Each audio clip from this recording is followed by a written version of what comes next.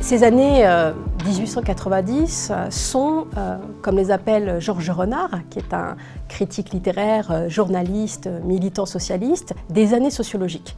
Il faut entendre le mot sociologie au sens très large. Ce n'est pas simplement la discipline sociologique qui est en cours de formation à ce moment-là, et notamment avec de grandes figures comme celle d'Émile Durkheim, mais c'est aussi plus largement toute une production fictionnelle, de nouvelles, de pièces de théâtre, d'articles féministes, et puis c'est l'éducation sociale, notamment via les universités populaires créées dans les années 1890 et qui se sont développées dans le sillage de l'affaire Dreyfus, et voilà tous les établissements et les structures qui leur sont apparentés. La science sociale, en fait, se développe aussi à partir de l'expérience des expositions universelles. Il y a une exposition universelle en 1889 qui est bien connue, parce que c'est celle du centenaire de la Révolution française, c'est celle de l'érection de la Tour Eiffel. Et dans ce cadre-là, des militants réformateurs qui sont proches en fait d'un industriel, sociologue catholique qui s'appelle Frédéric Leplay, vont décider de créer une exposition d'économie sociale qui doit être en quelque sorte le préambule à un musée social. Et Dickmey va fréquenter ces gens-là et elle va faire partie, on ne le dit jamais, de la création, elle va participer à la création du musée social qu'elle guide véritablement alors qu'elle est proche du comte de Chambrun qui est un ancien homme politique, mécène richissime, héritier des cristalleries Baccarat et qui va doter donc ce musée social où il y a des conférences, des missions d'enquête, etc., mais aussi une chaire d'économie sociale à la Sorbonne. Et Dickmey joue les intermédiaires pour le compte afin que cette chaire d'économie sociale de la Sorbonne, qui va être confiée à Alfred Espinas, un sociologue, soit créée. Mais elle est insatisfaite. Il y a quelque chose qui ne lui va pas, parce qu'elle trouve que dans tout ça, il n'y a pas assez d'enseignement.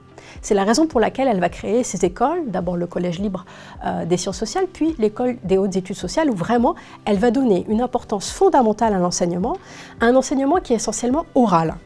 Ça, c'est très important de le rappeler, c'est que la Troisième République croit dans les vertus de l'éloquence. Alors aujourd'hui, on a un petit peu oublié ça, ou peut-être qu'on y revient avec les concours d'éloquence, mais c'est vraiment fondamental, c'est-à-dire que par opposition à un enseignement qui serait très écrit, etc., Dickmey va favoriser le format conférence. Et d'ailleurs, l'école de journalisme qu'elle crée, d'abord au collège puis à l'école, et dont on parle beaucoup, c'est aussi une école d'apprentissage de l'éloquence et de la prise de parole publique, avec des cours sur le larynx, des cours de théâtre, il y a même des pièces de théâtre qui sont données à l'école, etc. Donc, grande importance accordée à l'oralité. Du point de vue de la sociologie, alors Dickmey elle-même n'enseigne pas, mais elle va organiser tout ça, et elle va faire venir un très grand nombre de grands noms de la proto-sociologie.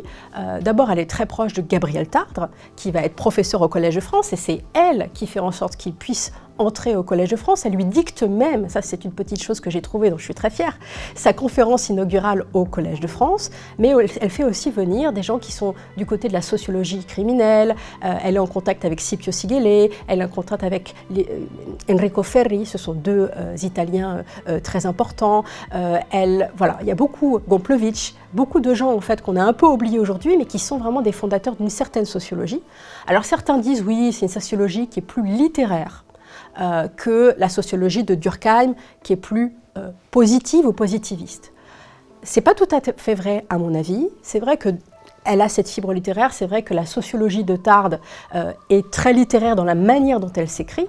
Mais ce qu'il ne faut pas oublier, en fait, c'est qu'à cette époque-là, Tardre a une influence sans doute plus grande, en tout cas il touche un plus large public avec ses ouvrages que Durkheim. Et par ailleurs Durkheim, qu'on oppose souvent à Dickmey, sous le prétexte qu'il aurait dit que c'était une farceuse, va revenir sur son jugement quand il va comprendre que grâce à ses réseaux, Dickmey peut lui servir à quitter Bordeaux pour avoir un poste à la Sorbonne, et c'est ce qui va se passer.